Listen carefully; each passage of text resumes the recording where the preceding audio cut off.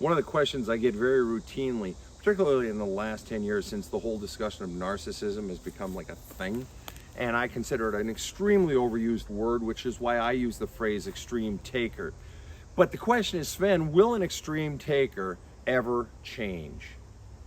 And what that implies is that they're in a relationship. Anyone asking that question is probably in a relationship with a narcissist and they want them to change. I don't like how they're treating me, but I like this person when they're not treating me that way, right? They're sort of breadcrumbing you. You're getting that one hit of the drug that is that person in that rare moment that they're actually nice to you, and it feels so great, and you're so conditioned to believe maybe that's all you deserve, and so you stick around for that next little hit of that drug, and you endure all manner of shit in the meantime. And so people wonder, will a narcissist ever change? Is there anything that'll get them to change? And I say, oh yeah, there's one foolproof method for getting a narcissist to change. And they say, well, what is it? What is it? And I said, loneliness. You want to get a narcissist to change? Make them be alone. Well, how do you do that? You leave them. But then I wouldn't get them. Exactly. If the relationship is already at the point where they have massive extreme taker tendencies, and they're constantly engaged in never accepting responsibility, never taking interest in your feelings or what your needs are and what your wants are, and it's been going on for years and years and years, it's almost impossible to change them. You may walk away from them, and they may change, or they'll pretend to change in the short term, then maybe you'll go back, and then they'll slip back into their old ways. And you can play that out, go back a number of times, and there's nothing wrong with that. That's okay. We've all done that, gone back to a relationship, but eventually you realize, in all likelihood, they've not changed, and they're probably not going to change, and you have a 10 or 20 or 25-year pattern of behavior on their part that indicates they're not going to change. The only thing that's going to change them is being alone, and maybe it'll happen when you leave them, but very often what extreme taker will do is jump right into the next relationship. Why? They can't bear to be alone. But why can't they bear to be alone? What is it about that loneliness that they can't bear? It's fundamentally that they don't have someone pouring love into their love cup. See, that's your purpose. You realize that, right? You exist to pour love into your extreme taker's love cup.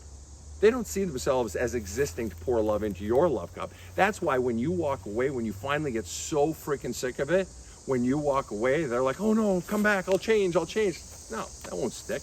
They just want their love source back. They don't want you, right? They want their love source. And so the thing is that the only thing that's going to change them is when they actually are alone, but they'll just leap right into the next relationship. And what's going to happen at some point is they're going to meet someone who doesn't let it get to the point of extreme taking, who nips that in the bud at the very beginning of a relationship, who catches the poor behavior towards them and says, you can't treat me that way. And they say, well, it's fine. You can be that way. You can be an extreme taker. You're just not going to be it with me. And then they walk away. And then the narcissist or extreme taker realizes, holy shit, I actually have to change if I want this person. And I don't have anybody else out here, so I guess I'm going to change a little bit.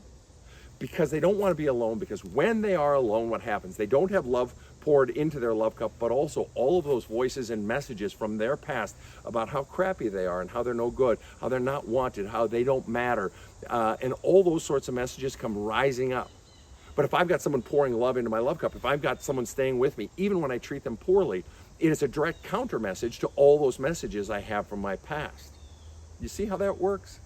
So in other words, an extreme taker, they have no incentive to change until they are lonely, and all those messages that they've been running from their whole life, and all those messages that they're using you to buffer them from, until they're alone and all those messages come up, and until they don't feel any new love coming in to drown out those messages. So at what point do you do the hard task of ending the relationship in all likelihood?